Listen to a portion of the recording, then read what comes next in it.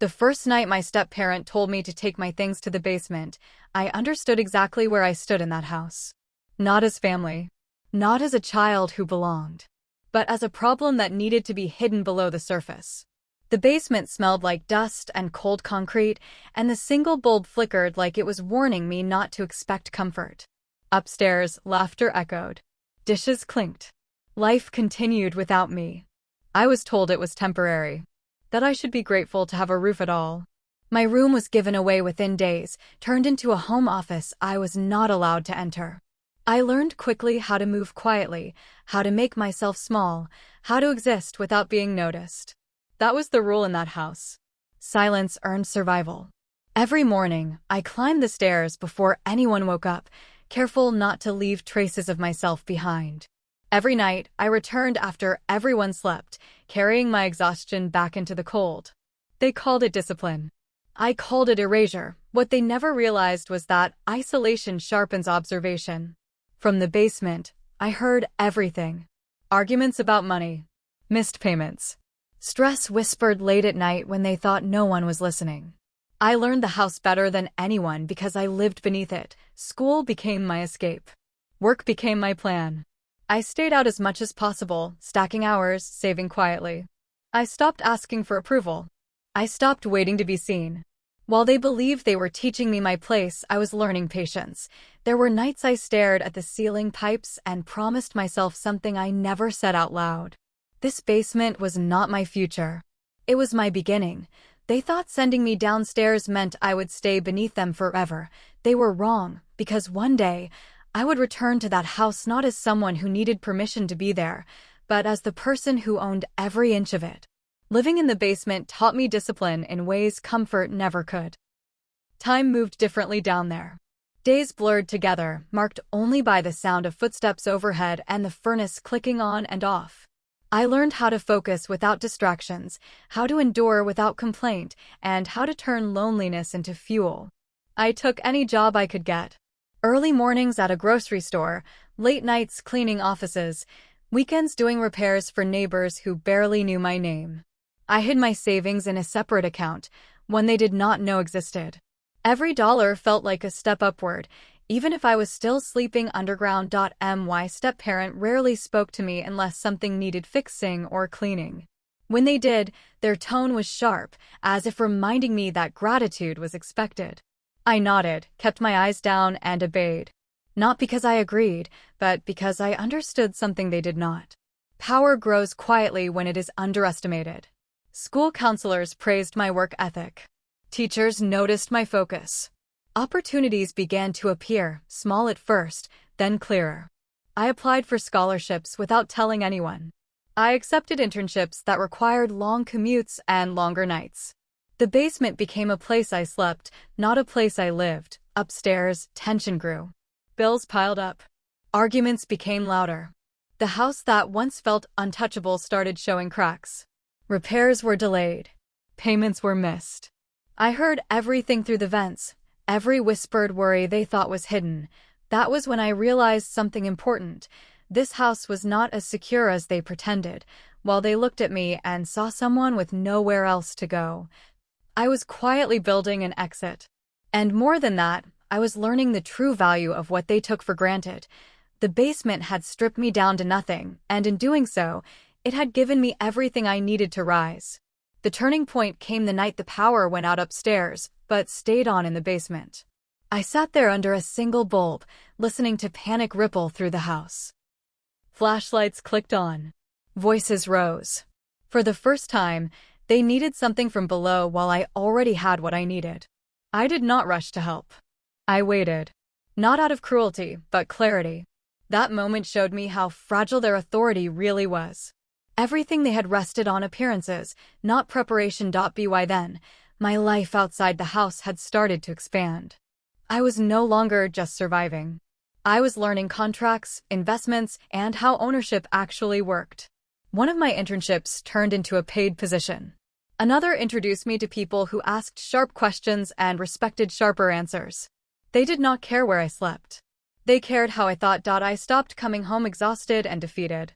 I came home observant. I noticed overdue notices tucked into drawers.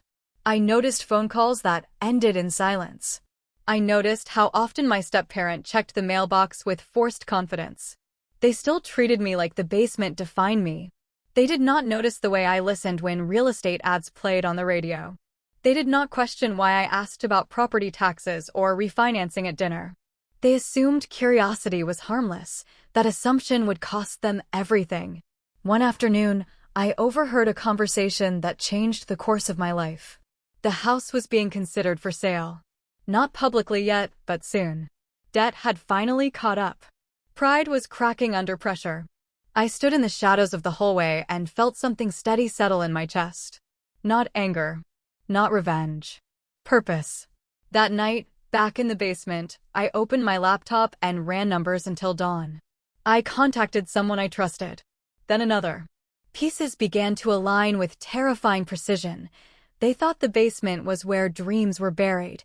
They never imagined it was where the plan was being built, and as the house above me creaked under its own weight, I knew I would soon decide who truly belonged within its walls.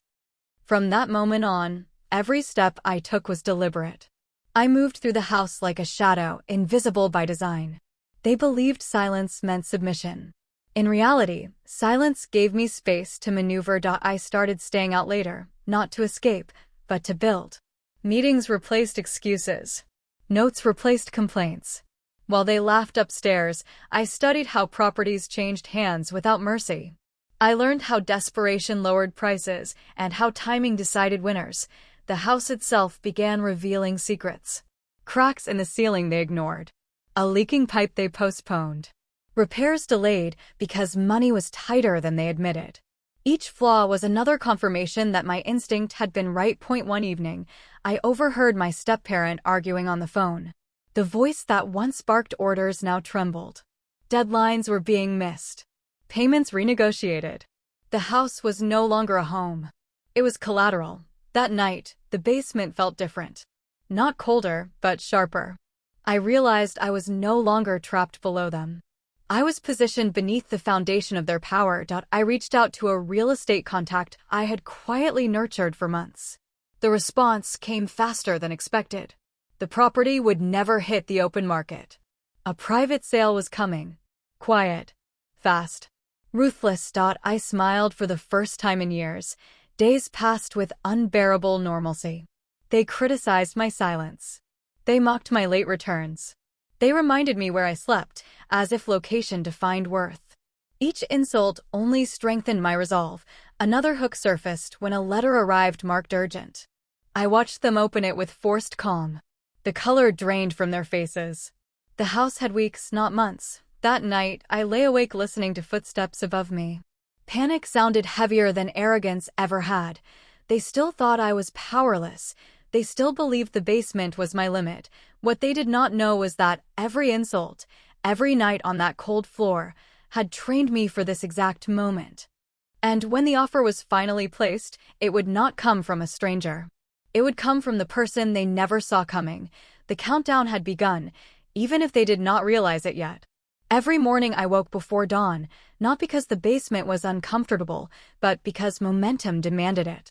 While the house slept, I reviewed documents, traced numbers, and rehearsed conversations that would soon decide everything. Upstairs, the tension grew thicker by the day.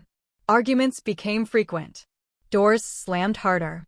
The confidence that once filled the living room dissolved into sharp whispers and long silences. They blamed the economy, bad luck, anyone but themselves. They never once looked downstairs. That blindness became my greatest advantage. A week later, I received confirmation that made my hands shake, not with fear, but with certainty. Financing was secured. The structure was legal, clean, and quiet. No emotional leverage. No shortcuts. Just facts and signatures waiting to happen. I started noticing how the house responded to stress. Pipes rattled louder. The floorboards groaned at night. Even the walls seemed tired of holding secrets. It felt like the building itself was ready for a new owner. One afternoon, my step-parents stormed into the basement without knocking. Their voice was sharp, accusing me of wasting electricity, space, air. They demanded I start contributing or leave. I listened calmly, nodding, letting them feel powerful one last time. Inside, I marked the moment, because the truth was, I was already contributing. Just not in the way they imagined. That same evening, I stepped out of the house and made a call that would seal their fate. The buyer was ready. The timeline accelerated. What was supposed to happen quietly would now happen fast. Back in the basement, I packed nothing. There was no need. I was not preparing to leave. I was preparing to rise. Above me, they toasted false hope with cheap optimism. Below them, the final pieces slid into place. They believed control came from ownership.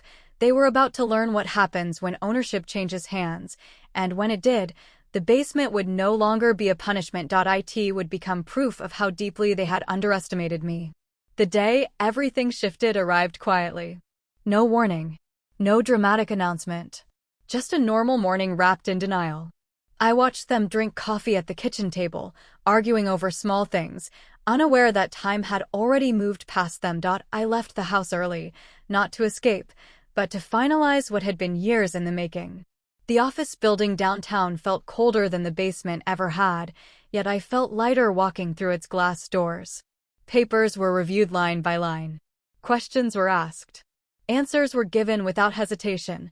Then came the moment that changed the balance forever. Approval, not tentative, not conditional. Final. As I stepped outside, my phone buzzed with a message from the real estate contact. The seller had accepted.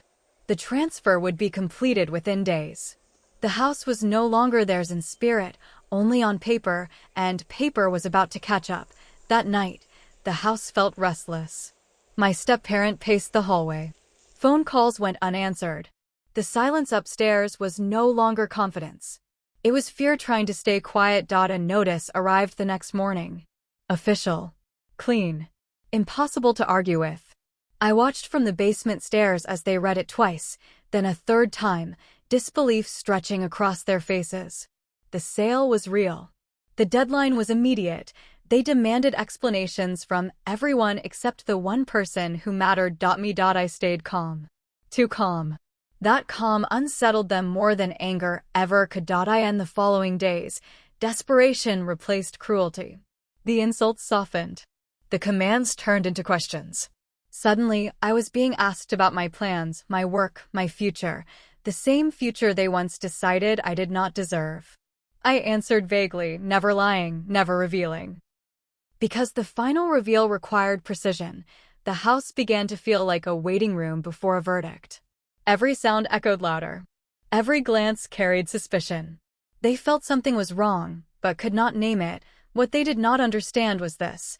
The basement had not broken me. It had prepared me, and when the final signature dried, the truth would surface, not with shouting, not with revenge fueled by rage, but with quiet authority that could never be taken away. The day they were forced to face me as something more than a shadow was almost here, and they were not ready for who would be standing in front of them. The tension in the house became unbearable, like air trapped before a storm. Every room carried suspicion. Every glance lingered too long. They sensed the ground shifting beneath them, but pride kept them from admitting fear. I began moving differently. Not hiding anymore. Not rushing either. I walked through the house with quiet certainty. That alone unsettled them. Power does not always announce itself. Sometimes it just stands there, unbothered. When a meeting was scheduled at the house, a representative was coming to inspect the property before final transfer. The words final transfer echoed through the walls like a warning bell. My step-parent tried to regain control. They cleaned obsessively. They criticized every corner, every imperfection, including me. Old habits die hard when desperation sets in. But the insults no longer landed. They slid off me like noise. The representative arrived exactly on time. Calm. Professional. Neutral. They walked through the house, taking notes, measuring, observing. When they reached the basement, they paused longer than expected. That pause mattered. They asked questions about maintenance, renovations, occupancy. My step-parent answered too quickly, too defensively. I stayed silent, watching the cracks widen. The representative asked to speak with me separately. Upstairs went quiet. In that small moment, Power shifted hands again. I explained everything clearly. The basement. The years. The arrangement. Not emotionally. Factually. The truth has weight when delivered without anger. The representative nodded, making notes, saying nothing more. That silence screamed. After they left, the house erupted. Accusations flew. Confusion turned into panic. My step-parent demanded answers I no longer owed. For the first time, they looked at me not as a burden, but as a threat, and threats are taken seriously. That night, I did not go to the basement. I sat in the living room, calm, present, unafraid. They watched me from across the room, unsure how to speak to someone they no longer controlled. Everything was set. Tomorrow, ownership would change. Tomorrow, the basement would stop being my past. And the house would finally learn who it truly belonged to. Morning arrived without mercy. Sunlight filled the house as if nothing was about to change, but every wall felt aware. I woke upstairs for the first time, not as a guest, not as a burden, but as someone who no longer needed permission. They were already awake. Anxiety had aged them overnight. Coffee sat untouched. Words failed them. The silence that once belonged to me now suffocated them. The final paperwork arrived digitally, clean and irreversible. Ownership transferred with a timestamp that marked the end of one life and the beginning of another. I watched the confirmation settle on my screen and felt no urge to celebrate. Peace was enough. Then I told them, not dramatically, not loudly, simply, clearly. The house was mine. The reaction unfolded slowly. Confusion first, then denial, then realization crashing down in waves. My step-parent tried to speak, but years of authority collapsed into nothing. There were no threats left to use. No leverage. No rooms to hide power in. They asked how.